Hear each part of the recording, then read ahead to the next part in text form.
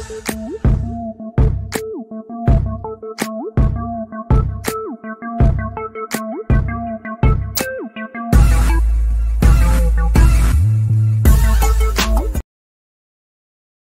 家好，今集咧想再仔細啲講翻咧發生喺澳洲喺我同任建峰身上面啦。我哋分別收到嗰封即係可以叫舉報信或者威嚇信啦呢件事件。咁件事件基本呢個事實大家都好知道啦。咁就係喺英國兩名流亡港人之後，我同任建峰咧就前後腳收到一份匿名信。匿名信其實都係講緊我哋嗰個100萬元紅嗰個通緝令，話我哋犯咗國安法，咁就列咗啲罪名出嚟啦。咁特別嘅地方點解話佢威嚇信咧？因為比起本身嗰100萬通緝令嗰張令本身咧，呢封匿名信咧係多咗一啲個人資料嘅。咁特別係多咗我哋分別嘅佢所講嘅地址啦。咁有無論喺任建峰同埋我封信上面咧，都有兩個地址嘅出現嘅。咁就類似用啲含糊嘅字眼，就好似鼓勵啲人去呢兩個地址或者附近揾我哋啦咁樣。跟住封信就提到話，如果揾到我哋交俾香港警察或者澳洲警察，都可以攞到港元100萬㗎。咁其實係好唔 make sense 嘅，即係如果係香港政府通緝，點會交去澳洲嘅警察度又攞咗100萬？但係佢偽造咗，即係佢虛構咗呢啲咁嘅情節出嚟。咁特別喺我封信裏邊咧，即係而家同大家重溫一次先嘅啫。特別喺我封信上面，佢就特別講到一啲多啲虛構情節添。佢講緊嘅就係話我有300萬澳元嘅一啲犯罪嘅得益啦。咁特別又另提到話我同屋企人一齊離開香港嘅。咁所以如果揾到我父母咧，特別點明我父母同埋親戚咧嘅資料嘅話咧，都會可以攞100萬元紅嘅。咁個目的就非常之清楚嘅，就係想話俾大家聽，你騷擾佢啦，跟蹤佢啦，甚至綁架佢啦，帶佢去到警察度就可以攞到100萬啦咁樣。咁當然我唔覺得有好多人會因為呢個金額有好大嘅衝動走去即係綁架我同任建峰咧，但係可能有嘅，我哋都會警惕嘅。但係我估現實上未必係好多，咁更加多嘅效果可能就係造成一啲即係心理壓力啊、滋擾啊，令你提防啊，令你身邊嘅人提防啊，令你處處緊張啊，喺你嘅生活裏邊添啲壓力。似乎呢種係嘅諗法係多啲。咁但係完全不可以排除係真係會有實質嘅跟蹤啦、滋擾啦，甚至使用武力啦等等，呢啲絕對有可能嘅喺中共政權裏邊發生。咁咧，今日同大家仔細啲分析一下幾件封信嘅一啲細節，同埋咧一啲最新嘅發展。封信嘅細節裏邊咧，有好多人問我嗰啲地址佢列咗出嚟啦。咁無論任建峰封信俾傳媒嘅報道裏邊，或者喺我上載喺自己嘅社交網站裏邊咧，嗰個地址我當然都係蒙咗佢啦。因為有點解蒙咗佢嘅兩個原因。第一就係嗰個係真實嘅地址嚟嘅，即係係真正存在嘅地址嚟嘅喺澳洲。咁無論係任建峰嘅封信兩個地址喺墨爾本嘅地址啦，我封信就喺我住嘅城市阿德萊德嘅兩個地址啦，係真實存在嘅地址嚟嘅。咁當然要保護嗰個地址啦，因為有啲地址根本唔係我哋嘅地址嚟嘅，咁就費事佢哋俾人再滋擾啊，即係受調查啦。咁第一個原因要蒙咗佢啦。第二個原因，蒙咗佢就係都唔鼓勵有任何即係私人住宅資料啊、好個人嘅資料啊喺網上面公開傳播嘅。咁但係好多人問到嗰兩個地址係咪真係你嘅住址嚟嘅？係咪真係任建峰嘅住址嚟嘅咧？咁咧呢個好放心可以話俾大家聽，唔係我哋嘅住址嚟。咁佢每封信裏邊咧，我同任建峰封信裏邊都列咗兩個地址，一個就係一個住宅地址啦，第二個就係一個辦公嘅地址啦。似乎係同一套套路、一套格式嘅。呢封信提供兩個地址，一個住宅，一個辦公室，好似就話俾公眾知道，佢喺邊度住，同埋喺邊度辦公。我感受到嘅有呢種意味喺裏邊。咁當然嗰個住宅地址咧，喺我嘅情況裏邊咧，就絕對唔係我住嘅地址啦，亦都係同我冇關嘅地址啦，甚至離我屋企都有啲遠嘅地址嚟嘅。咁點解會用一個虛構或者係同我冇關嘅地址咧？有好多個猜測啦，我唔敢做一個好總結性結論嘅猜測。咁有啲人覺得係有一個睇法就係，如果佢哋真係揾狗仔隊跟蹤你，要滋擾你，佢可能唔想做得太明顯。咁亦都有即係有啲傳媒以前做過傳媒嘅朋友都講話，啊佢可能特登擺啲錯誤嘅資料犯錯，俾人覺得係唔係專業嘅，俾人覺得佢係即係似鬧劇啊，俾人覺得佢冇咁官方啊，咁有認受性啊，咁就撇除咗，咁就唔使即係政府啊、官方啊、國安啊要承認責任啦，即係可能都係玩玩下嘅啫。有呢種講法，有啲講法就係、我自己都相信，如果港共政權要揾我哋住喺邊，如果有佢咁多資源情報線報，我相信唔係極困難嘅事嚟。咁可能佢會唔會喺策略上，即係可能唔想受到一啲嘅太大嘅炮轟，唔想驚動得太大，但係純粹想足夠阻嚇，或者足夠俾公眾睇到佢哋係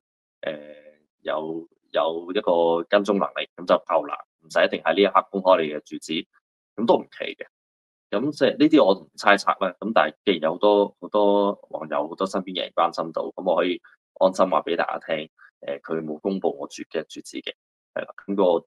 住宅地址同我冇關。咁第二個地址咧喺防封信裏邊咧就有辦公地址。咁對我嚟講咧就好公開嘅，即係我嘅律師樓喺邊度咧？其實特別喺我住嘅城市啦，喺亞德萊德啦，好多香港人都知道。亦都有好多香港人嚟過揾我，有大大小小唔同嘅事務，即係有啲會即係使用我哋嘅法律服務啦，有啲會嚟探下我啦，有啲會嚟有啲基本嘅查詢啦，有啲純粹香港人話好想上嚟支持下你，咁又甚至有好多人寄聖誕卡啊，寄過年過節寄啲小禮物俾我啊，咁都有，所以話我哋只係一個好公開嘅地址嚟，而我亦都係我相信自己係。喺流亡嘅香港人，有通緝令嘅香港人之中咧，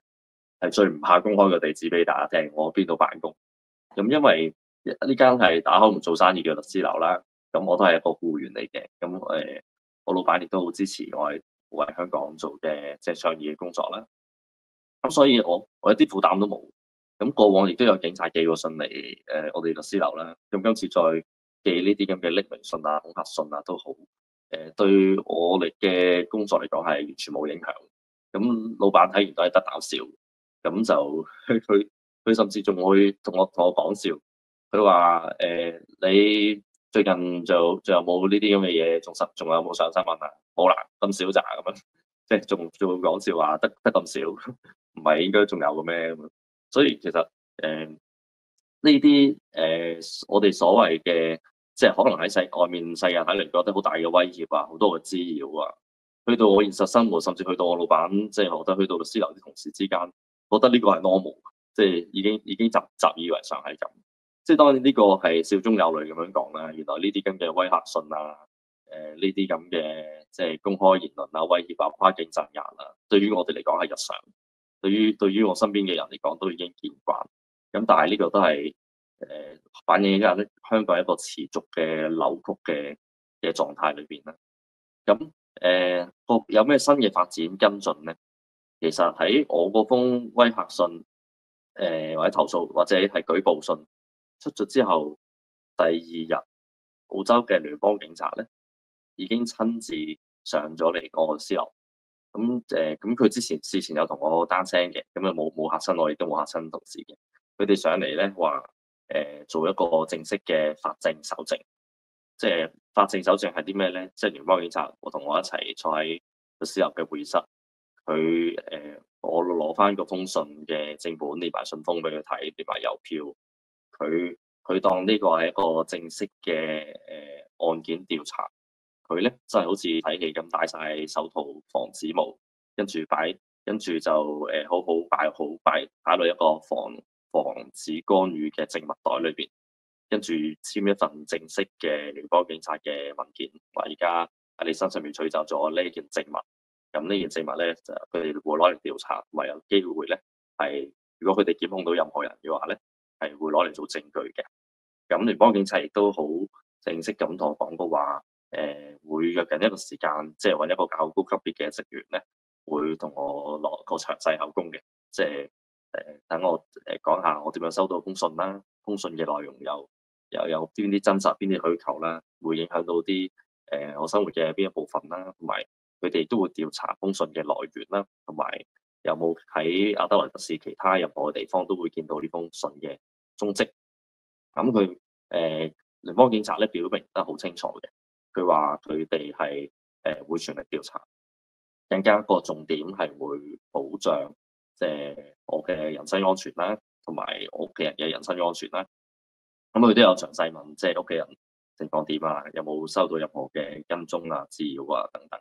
佢仲同我討論過有啲咩嘅緊急啊、突發情況或者遇到危險，即係我應該點做啦。即係包括究竟係揾聯邦警察啦，定係揾翻即係南澳本地嘅警察啦，佢哋之間嘅角色係點啦，都好清楚話俾我聽。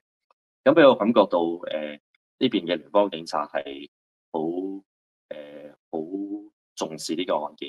亦都好重視我哋嘅人身安全。我甚至感受到佢係即係高層有啲指示俾佢，即係呢單嘢係唔可以輕輕咁樣處理。咁所以佢先會咁行動迅速啦，咁高格調啦，好正式咁樣做啦，做一個法證嘅搜證，即係英文叫 forensic。佢話攞你封信同埋信封，佢哋要做一個 forensic 嘅法證嘅檢查。咁呢個係我感謝澳洲政府嘅支持嘅。咁呢個就係聯邦警察嘅部分啦。第二部分就係大家喺新聞裏邊都會見到，無論任建峰嗰封信啦，同埋我封信啦，澳洲嘅外長都有公開嘅表態嘅。咁所以佢話喺任建峰個案件裏邊，佢話即係不可接受啦，即係話呢件事係等於係對干預咗澳洲土壤上面發生，干預澳洲嘅主權。咁喺我嗰封信裏邊，佢再一次回應啦，隔咗幾日，佢就話呢件事係有個中文譯法做可惡，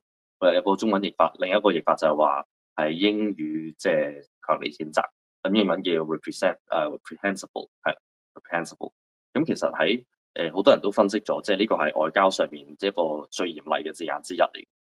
咁當然啦，港共政權嘅講法就係話佢哋唔會出匿名信啊嘛。咁所以理論上係唔可以由一個外交途徑直接指控話係中國政府或者港共政府去做嘅。咁澳洲外長都冇去到呢個層面，但係佢淨係講呢件事本身係應以最高譴責，係應該係完全不能接受。咁呢一個都係非常之強硬嘅外交措辭啦。咁呢個第一咧，第二就係呢個我哋都冇公開講過嘅，不過我認為公開講都係冇問題。其實澳洲嘅外長黃英賢，佢喺呢件事發生之後嘅一日，係親自打個電話俾任建峰，亦都親自打個電話俾我，咁就分別同我哋兩個喺電話度好詳細講過，即係澳洲政府嘅立場，即係向我哋交代。咁我唔可以講啲好細節嘅內容啦，因為即係電話嘅內容就冇預咗係公開嘅。咁但係大致嘅方向就係講緊佢身為一個外交部嘅首長，佢係即係願意高調處理呢件事，咁亦都願意去喺向中方咧係直接提出去交涉嘅。佢認為係應該要提出嚟交涉先。咁雖然呢件事暫時佢冇認頭話係自己做㗎，咁但係如果呢個信件係香港發出，係咪中方都應該有責任去調查，或者講一個講法，佢接唔接受呢個做法咧？咁樣，咁所以我覺得外長黃英賢呢個處理係好啱。即係如果佢喺外交層面上面越高調咁樣處理咧，咁係我自己嘅個判斷係對我哋嘅安全係越有保障。因為發出呢啲信件嘅人，無論係港共政權政府本身啦，或者係佢派其他人去做啦，或者佢啲爪牙去做啦，即係代佢去做啦。咁如果係提升到一個更高嘅外交層次，我覺得佢哋會更加要三思，會考慮埋會引致咩外交嘅風波，會係唔係北京願意見到嘅，即係呢個國際形勢嘅地緣政治形勢嘅發展，咁我覺得係好嘅。咁喺個電話通話裏邊咧，即係任建峰嗰 part 我就唔知啦，即係佢同外長即係親自講啦。外長親自同我講嘅，佢當然都有問候屋企人啦，即係睇下即係屋企人安全嘅情況係點樣啦，需要有啲咩幫助啦，即係佢都有提出嘅。咁佢喺個過程裏邊，我覺得係真誠嘅，咁亦都係一個即係作為一個外長，一個政府首長嘅通話裏邊咧，我覺得佢係完全冇講收線嘅，反而係我翻譯工我有啲忙，咁我冇收佢線嘅，咁但係佢完全冇講，亦都係用好多時間，願意花好多時間去講，亦都討論過其他嘅問題嘅，即係包括47人案啊，即係包括有澳洲公民被囚禁啊。澳洲法官啊等等，涉及到好多嘅議題，咁就係當題外話，咁都有去涉及。咁令我都有啲受寵若驚㗎，即係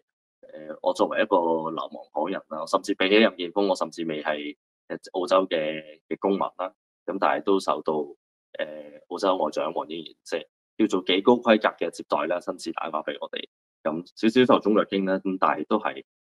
我對澳洲政府係予以感謝。咁對即係外長呢個處理咧係予以感謝同埋尊重啦，因為我覺得一來就係澳洲政府無論兩黨嘅取態，可能對華態度，大家傳統上都覺得工黨比較溫和啦。咁但係無論工黨以往即係而家嘅工黨政府，以往嘅自由黨政府比，即係相對兩個嘅做法都好，似乎都比譬如英國嘅政府啦。俾加拿大政府啦、特朗普政府啦，處理中國嘅問題同埋香港人被打壓呢個問題上面，似乎都比較立場比較鮮明，亦都比較可預見。咁雖然你會見到就工黨政府都會同好多中國高官握手啦，好多貿易啦，送隻紅包過嚟啦等等。咁但係喺譬如處理我同任建峰呢啲嘅即係好仔細被香港人打壓嘅議題上面，似乎佢都不會因為怕得罪中共啊、得罪北京而避等等，咁呢個都係令我哋欣慰嘅。咁我相信部分係佢哋自己判斷嘅地緣政治啦。咁另一部分亦都係我哋過往幾年喺度做倡議嘅工作，同本地嘅政府同埋議會建立咗一啲關係。咁我有個感覺就係，譬如黃英賢喺呢個電話通話之前，我哋已經見過幾次面，即係分別喺阿德萊德市啦，喺議會裏邊見過2次啦等等。咁大家都係一個即係惺惺相惜嘅人物，即係我唔知佢作為外長有好多經濟嘅考慮啦、外交嘅考慮啦。咁但係對於我哋香港人嘅社群喺度受到一個國家嘅首長公開多次嘅接見啦，同埋建立咗一啲即係個人嘅關係啦。咁我覺得都係有助於我哋整體香港人倡議嘅工作，因為可能我同任建峰就係喺澳洲最標誌性、最 iconic，即係曾經喺政治圈子、社運圈子好高調行事過，跟住離開香港繼續為香港民主自由倡議發聲，而係好高調咁被港共政權通緝嘅人。如果連我哋呢一個類別嘅人都可以喺澳洲嘅政界裏邊受到唔叫做受到好多重視啦，但係起碼有一個位置，去到呢個位置話，如果我哋出事嘅時候，政府都會親自介入嘅時候，我覺得都係對於我哋係香港人繼續喺外面繼續爭取民主自由，我哋嘅工作係有一定嘅幫助。嗰個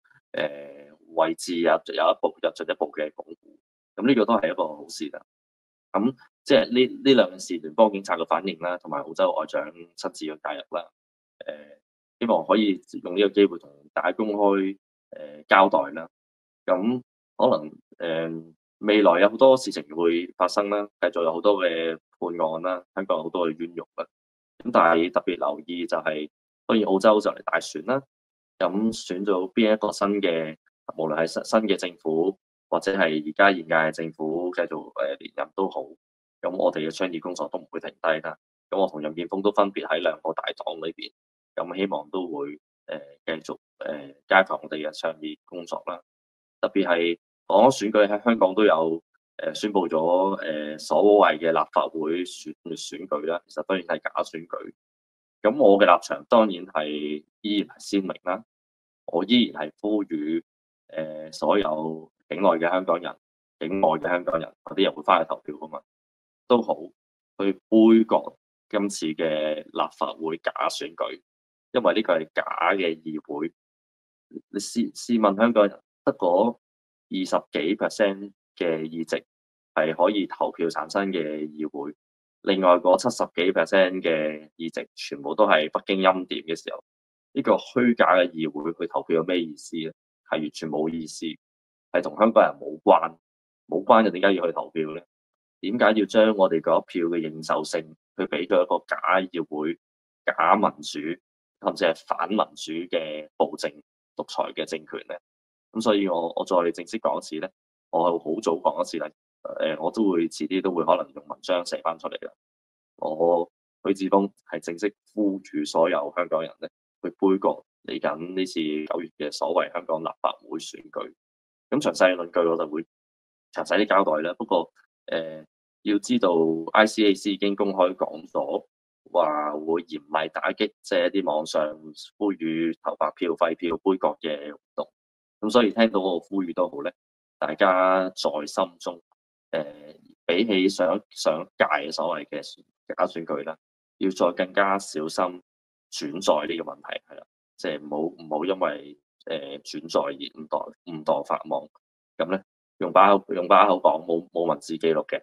喺心裏邊知道，身體知道點樣做咧就 OK 嘅。咁我香港人，我知道香港人你都係即係會 be water，咁大家小心行事之餘，繼續咧針對住港共暴政，針對住假選舉咧去作出杯葛。咁希望我知道香港人大家都會在心中。